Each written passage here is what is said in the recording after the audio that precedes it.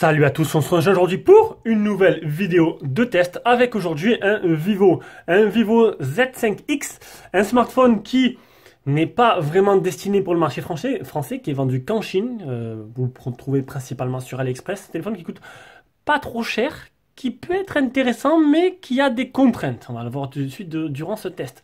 Donc Vivo, tout le monde connaît, hein, grosse marque. Donc ce qui est bien, c'est que ces modèles Vivo, presque toutes les marques en fait, c'est que c'est des modèles-là qui sont vendus pour le marché chinois, mais qui sont déjà en français. Voilà, en français. Durant le déballage, j'avais pu voir qu'il y avait bien le français, qu'il manquait le Play Store. Le Play Store, il est très simple à installer. Vous allez sur le store de Vivo, vous tapez Gmail, vous installez Gmail, et en même temps, il va vous demander, vu que vous installez Gmail, il ne va pas trouver du coup les Google Applications, donc du coup, il va te demander de les installer. Et en fait, en installant Gmail, quand vous l'ouvrez, vous allez pouvoir installer tout le reste, tout simplement, voilà. Tout ce qu'il faut pour faire marcher un téléphone sous Play Store complet. Ça, c'est plutôt bien, mais c'est bon. C'est presque pour tous les smartphones, hein. C'était comme ça pour Smartisan, c'est comme ça pour pas mal de marques. Donc, du coup, c'est les téléphones qui sont presque internationaux. C'est un peu dommage parce que il coûte pas cher. Il est plutôt joli. Bon, il a un trou dans l'écran. Ce sera la mode de cette année, hein. Que vous vouliez ou pas, ce sera la mode de cette année, les trous dans l'écran. On oublie vite. Tant qu'il n'est pas au milieu, je trouve qu'au milieu ça peut gêner. Sur le côté, ça fait un peu, voilà. Maintenant, après, bon, tout le monde. Il y a eu pas mal de commentaires. Oh, c'est moche, c'est moche. Surtout sur le Redmi K30. Mais c'est le Pocophone X2 qu'on a fait, le Redmi K30, parce qu'en fait, il y en avait deux sur le côté, mais deux gros, deux l'un à côté de l'autre. C'est sûr que là, c'est déjà de suite moins joli.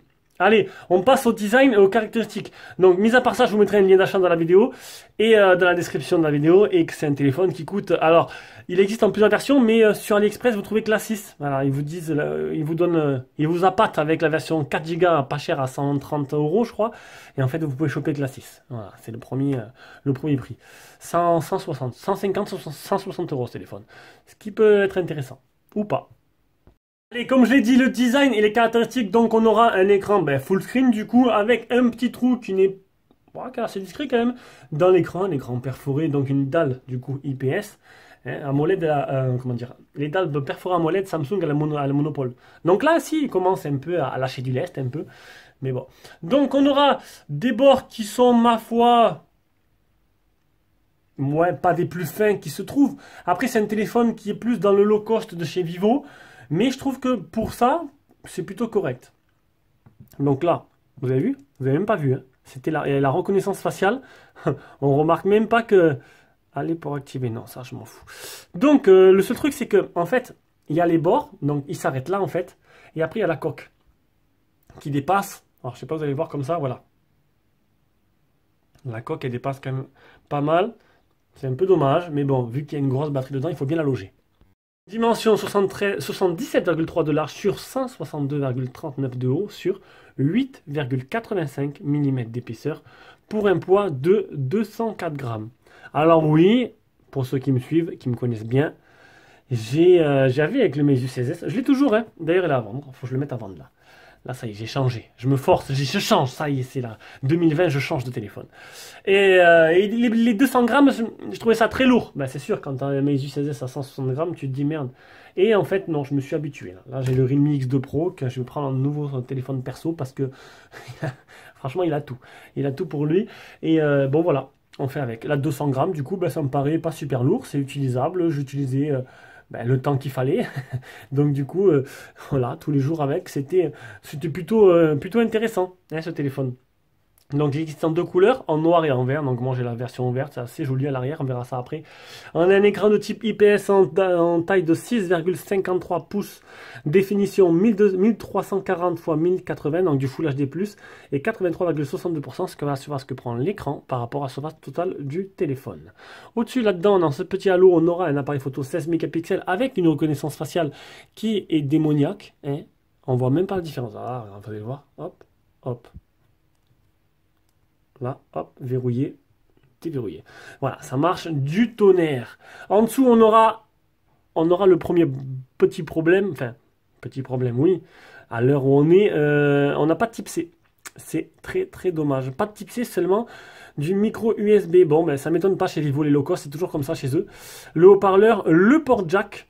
Sur le côté gauche, on aura le tiroir SIM et le bouton. Alors, c'est un bouton qui servira à rien pour nous. C'est un bouton pour l'assistant Jovi, assistant chinois. Mais pour nous, il ne servira à rien. Le temps de récupérer le petit trombone, je vais ouvrir la trappe SIM.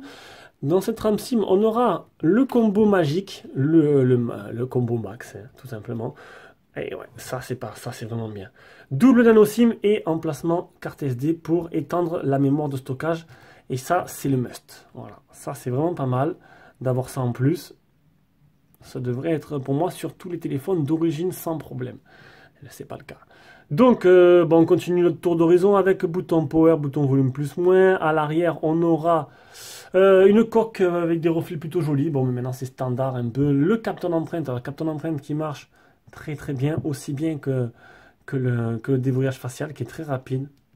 En plus, c'est agréable, il n'y a pas de vibration, il n'y a pas de bruit quand tu poses le doigt dessus. C'est voilà, excellent. Là-dessus, pour l'instant, c'est un sans faute. Au niveau des appareils photo, donc on aura 3 appareils photo. Un premier de 16 mégapixels, un deuxième de 8 mégapixels grand angle et un troisième de 2 mégapixels avec un flash LED. On verra après pour la photo ce que ça donne. Le tout est animé par le Qualcomm 710, qui est un milieu de gamme qui est plutôt très intéressant, avec un Adreno 616 qui fera tourner tous les jeux Call of Duty. Bon, je vous le montrerai pas parce qu'en fait la vidéo va être longue, ça je l'annonce, parce que vous comprenez, je viendrai après à la surcouche, elle est énorme cette surcouche de chez Vivo. Et donc du coup je ne montrerai pas le jeu, ça prend trop de place, ne vous inquiétez pas, j'ai joué, ça tourne nickel Call of Duty dessus. Il existe en plusieurs versions, 4, 6 et 8, et en 64 et 128 de place. Sinon la batterie elle fait 8000. Décidément, je suis un peu malade, j'ai passé le week-end allongé, j'arrivais plus à me lever, et du coup j'inverse tous les mots là aujourd'hui. 5000 mAh la batterie, donc une énorme batterie. Un Bluetooth 5.0, Android 9, et pour les bandes 4G, c'est le gros défaut du téléphone. Il manque la B7, la B20 et la B28. Alors si j'avais su, peut-être que je ne l'aurais pas commandé. Au final, je ne regrette pas parce que, comme vous pouvez voir, je suis chez SFR, j'ai bien 4G+ d'activé. Et avec la puce Bouygues, parce que j'ai 2 puces, j'ai une puce Bouygues aussi, j'avais aussi la 4G partout. De partout où je suis allé durant les 4 jours que j'ai eu ce téléphone dans les mains du matin au soir, j'ai eu la 4G. Je n'ai pas eu de problème. Et c'est une 4G de catégorie 12. Alors en gros, qu'est-ce que vous... Parce qu'il y en a qui ne comprennent pas trop l'histoire des bandes. En gros, ça veut dire qu'autour de chez moi, en fait... J'aurais dû mettre le tableau. Donc, il y a un tableau, vous trouvez le tableau ARCEP, en fait, où chaque opérateur utilise plusieurs bandes. Voilà, plusieurs bandes, plusieurs antennes différentes pour capter la 4G. Et en fait, c'est juste que vous capterez la 4G sur les autres bandes et pas sur ces bandes-là, parce qu'elles n'existent pas. Donc, je dois avoir une à côté de chez moi, une autre bande qui correspond à SFR et que je peux capter la 4G dessus, tout simplement. Et donc, du coup, c'est ce qui est en train de se passer. Donc, le réseau est bien développé. Alors, c'est sûr... Suivant où vous allez, peut-être que vous n'aurez pas la 4G, c'est des endroits, et oui. Mais voilà, moi pour le moment, j'ai pas eu de problème là où je suis. Dans une ville de taille moyenne, j'ai pas eu de soucis. On passe rapidement à l'écran, donc un écran IPS de 6,53 pouces avec de belles couleurs et luminosité. Alors à chaque fois je montre les photos réelles, mais en fait on s'en fout un peu des photos réelles. Luminosité, vous allez voir, alors hop. Ah oui, c'est très compliqué. Là, alors franchement, l'interface, luminosité est plutôt bonne. Hein. Elle est très très bonne. Alors, je ne vais pas laisser à fond parce que sinon, je vais un peu m'éclater les yeux. Elle est plutôt correcte. En plein soleil, ça devrait être correct. Hop, on va remettre... Non, en automatique, non. Parce que sinon, hop, voilà. Donc, niveau réactivité de la dalle. Et là, petit bémol. Et c'est pas parfait. C'est pas parfait et je ne m'attendais pas à ça. Voilà, j'ai dû... en fait, c'est quand vous allez écrire vos messages, et à par moment, vous allez devoir... ou ralentir un peu la vitesse de frappe, ou vous y reprendre à plusieurs fois pour écrire le bon mot. Et en fait, j'ai l'impression qu'il y a un petit retard tactile. Voilà. Donc, mais sinon, c'est rien de très méchant, mais c'est pas au niveau des téléphones que j'ai pu tester dernièrement, où c'était fluide, sans aucun accroc, sans aucun problème. Voilà. Allez, on passe à la suite. Et la suite, c'est la partie logicielle. Donc là, ça va être un peu plus long, parce qu'en fait... Franchement, la surcouche FunTouch OS, elle est énorme. Énorme dans tous les sens du terme. Elle est très complète, un peu trop. Je pense que ça va un peu... certaines personnes vont trouver se sentir un peu perdues. Voilà. Donc, là, dans ma configuration que moi je l'ai mise, donc j'ai mis les gestures. Si je slide là, j'ai mis notif, mais là j'en ai pas. Et si je slide ce côté-là, j'ai le centre de raccourci, où il y a pas mal de raccourcis vers des applications, où on peut augmenter, baisser la luminosité, aller dans les paramètres.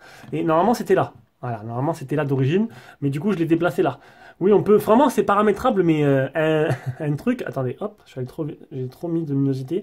Oui, des fois ça arrive de non intentionnellement faire n'importe quoi. C'est vrai que la surcouche, moi j'aime bien, mais pour les novices d'Android, ils vont être un peu perdus peut-être. Allez, on va passer aux captures d'écran. Vous allez voir, il y a pas mal de choses à vous montrer.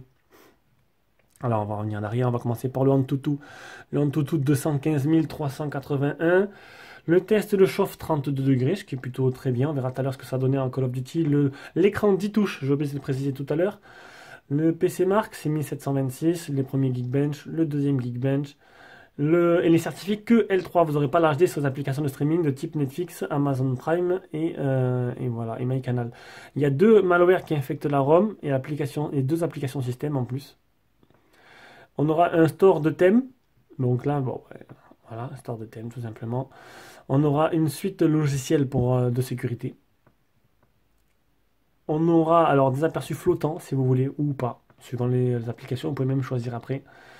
On aura les gestes de navigation ou les touches de navigation. Alors il y a plusieurs choix. Donc ou sur le côté ou par en bas. Donc voilà. Donc il y a plusieurs choix. Premier choix, deuxième choix ou troisième choix. Carrément sur le côté aussi ça marchait. Donc là c'est ce que j'ai mis moi. Le troisième pour dérouler ce que je vous ai montré tout à l'heure. On aura balayé deux fois l'écran vers le bas pour ouvrir une application. On aura un mode jeu. Une fois le Gamebox qui est assez complet, qui permet de jouer tranquillement sans être dérangé, un mode jeu. Un mode sombre, que j'ai d'ailleurs activé, comme d'hab, même si je suis un écran IPS, parce que j'aime bien. On pourra changer la température de couleur, on a un mode SOS, on a un Easy Touch qui fait un petit truc, qui fait un petit trait sur le côté, quand vous cliquez dessus, ça apparaît tout ça, les raccourcis. Rappel clignotement, c'est juste pour quand vous avez vu qu'il n'y a pas de LED, ça fait clignoter l'appareil photo, quand vous avez une notif. Ça utilise la batterie aussi. Le Smart Wake, donc le double tap pour réveiller l'écran, le soulever pour réveiller l'écran, etc., etc. Donc double tap vue sur recofacial, ce qui est plutôt très intéressant. Les commandes par mouvement, donc écran noir, déverrouillage par mouvement, lever pour activer, toucher 2 fois pour activer, luminosité intelligente, toucher 2 fois pour éteindre l'écran. Les appels intelligents, réponse intelligente, changement de mode intelligent, mode silencieux intelligent, agiter la main, nanana. Il y a énormément de trucs. Rappel intelligent, c'est quand vous prenez votre téléphone, en fait, tac, ça allume l'écran et ça vous dit un peu ce que vous avez comme notification ratée. On a écran multiple intelligent, le mode d'une seule main, la super capture, le clonage d'application et démarrage rapide. Démarrage rapide. Quand l'écran est éteint, maintenez le bouton réduction du volume enfoncé pour activer les fonctions spécifiques, ça fait un raccourci en fait. C'est vous qui choisissez. Pour allumer la lampe torche, vous laissez appuyer là, tac, ça allume la lampe torche. C'est plutôt sympa. L'autonomie, donc après 13h30 d'utilisation, il me restait 52%, donc avec 5000 de batterie. J'ai utilisé, bon voilà, j'ai fait que 11% de Call of Duty. Et donc c'est une batterie qui vous durera 2 jours complets, voire un peu plus suivant l'utilisation. Et regardez là, j'étais en H+. Hein. Je devais finir, j'étais en H+. Je devais être un endroit où je capte pas très bien. 3 mètres de marge, 18 statistiques fixées sur 22. Et on peut voir que là, j'étais repassé en 4G+. Ça dépend des endroits. Mais après, je travaille dans un endroit où... Il y a des endroits où suivant où je vais, on capte pas très bien. Voilà, sur l'intérieur. Voilà, voilà. Donc, du coup... Là-dessus, c'est fait. On va passer directement à la suite. Donc la partie jeu, pas besoin. Hein. J'ai pu jouer tranquillement à Call of Duty sans problème. Ça tourne comme une horloge et en plus l'écran il est magnifique. Et le petit rond en bas ne gêne pas à l'utilisation. Au milieu, c'est un peu plus chiant parce qu'il y a une icône qui est là, bon, qu'on peut déplacer, mais bon, c'est pas très grave. Allez, on passe à la partie photo. On commence par le logiciel photo qui est lui aussi hyper complet. Donc photo, je le répète, il y a du 16 mégas plus du 8 plus du 2. Le 8 c'est le grand angle, le 16 c'est le principal. Alors prendre une photo. Là on aura tac, classification. Ça c'est la reconnaissance d'image. Donc ça c'est un truc qui va arriver par la suite. Le retardateur, les petits filtres, le mode bokeh. Voilà. Ah merde, j'ai trop. Le mode grand angle, et là c'est pour changer, pour passer du 16 neuvième au plein écran. Voilà, donc toutes les photos étaient prises en 16 neuvième. Alors le truc que j'ai trouvé très intéressant, alors au-dessus on a le mode portrait, un mode dynamique, live photo, le HDR et les paramètres. Alors je vous montrerai vite fait les paramètres, c'est très simple, parce qu'il y a tout qui est sur l'écran. Voilà, les paramètres sont très simples. J'ai activé à chaque fois pour les photos l'intelligence artificielle. Alors là, franchement, c'est une des plus poussées que j'ai pu voir sur un téléphone. Donc quand j'ai pris des photos en mode portrait, il m'a reconnu en fait. En fait, il vous guide. Il vous guide et il vous guide et il vous aide à vous placer. Alors je sais pas si ça va le faire. Je vais essayer de suite. Je voulais vous montrer, mais ça part aussi. En gros, il y a des annotations qui arrivent sur l'écran qui vous permettent de faire de meilleures photos. Voilà, donc ça c'est vraiment le mode avancé de l'IA. Franchement, j'ai trouvé ça super sympa. Quand j'ai voulu me prendre en photo en mode portrait avec l'appareil photo arrière, il me dessinait une silhouette pour le cadrage en fait. Il fallait que je mette ma tête dans cette silhouette là pour que je sois bien cadré. Et une fois que la photo je l'ai prise, vous allez voir, ben, c'est vrai que le résultat est plutôt pas mal. Niveau photo, il se débrouille vraiment bien. Franchement, j'ai été bluffé par rapport au rapport qualité prix. Donc à part ça, il y a pas mal d'options. Donc je les ai pas tous, j'aurais pas tout mis après. J'ai pas tout été essayé. Hein, je vais passer dans toutes les options, mais bon. Mode professionnel, mode panorama, mode nuit. Un mode nuit qui est correct sans être extraordinaire. Vous allez voir. Retour sur le visage par IA, prendre une photo, vidéo. La vidéo, elle est en 1080 60 IPS. On peut aussi filmer en 4K. Vidéo amusante. Selfie adorable ERA. Voilà. Donc maintenant, on va faire comme d'habitude, on va revenir avec l'appareil photo frontal. Et on va faire un bilan de cette partie photo.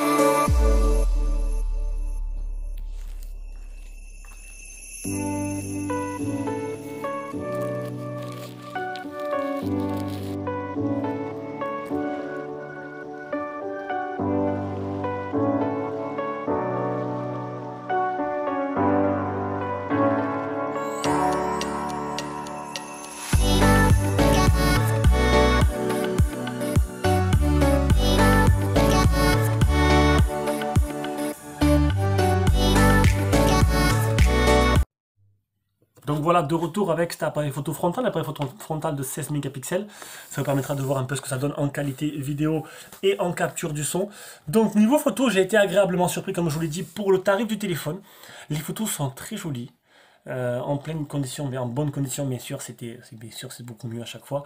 Mais même de nuit, c'était plutôt correct, même si c'est pas non plus extraordinaire. On n'est pas au niveau de ce qui se fait au-dessus de la gamme au-dessus, mais il faut prendre en compte le rapport prix quand même, hein, qui est plutôt intéressant. Le mode nuit, pas super efficace, hein. J'ai déjà vu mieux, hein, j'ai déjà vu mieux au niveau avec et sans. Mais sinon, je pense que dans l'ensemble, honnêtement, cet appareil photo est vraiment tout terrain, il prend de très bonnes photos. Le mode grand angle, je pense que c'est l'un des meilleurs objectifs grand angle que j'ai pu utiliser. Bon, meilleur dans cette gamme de prix, hein.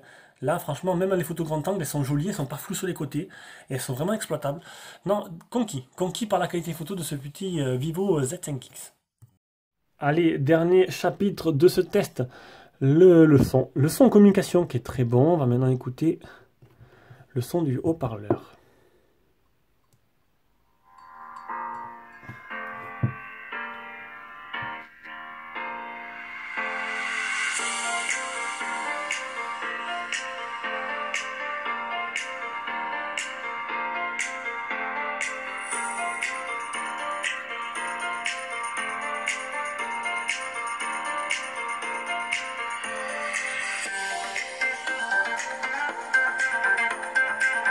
Et le son du haut-parleur est plutôt bon aussi. Donc on arrive à la conclusion de ce test. Mais conclusion, dommage que ce téléphone n'ait pas passé en version internationale. Parce que là, alors oui, il manque 3 bandes. Hein, 3 bandes, donc du coup, il n'y a que 2 bandes sur 5. C'est un peu dommage. Mais dommage parce que c'est un téléphone qui a des qualités, qui a un très très bon appareil photo, qui a un bel écran. Alors c'est sûr, niveau réactivité, j'aurais préféré avoir un peu mieux. Mais sinon, il est plutôt complet et avec un rapport prix très intéressant. Encore une fois, seules les bandes 4G vont faire que vous ne l'achetez pas, je pense. Mais bon, voilà, comme je vous ai dit, j'étais en 4G partout. Ceux qui veulent tester, ils peuvent y aller sans problème. Allez, sur ce, je vous fais de gros bisous et on se rejoint pour une prochaine vidéo.